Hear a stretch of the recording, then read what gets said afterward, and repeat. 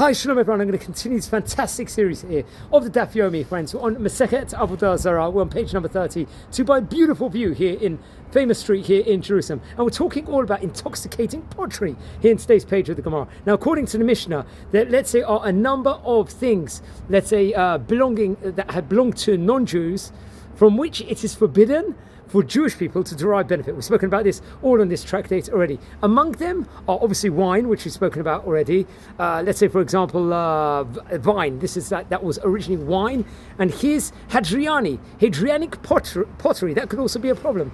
The pottery could be. Why is this? Now, the first cases are fairly straightforward. Wine, obviously, is forbidden, both because of concern that it may have been consecrated, God forbid, for pagan worship. In addition, obviously, there's a desire on the part of the sages to limit social interaction, let's say, between Jews and, God forbid, with pagans. You don't want to be. And also vinegar might be a problem. Vinegar made from wine, assuming that it belonged to a pagan while it was still wine, then automatically it's going to become forbidden, and its changes of status does not remove the prohibition. But what is something called Heres Hadriani over here? This is the pottery over here. And why is that now forbidden? Okay, so Rabbi Yehuda is going to quote Shmuel, the great rabbi, as teaching that this refers to the Caesar Hadrian.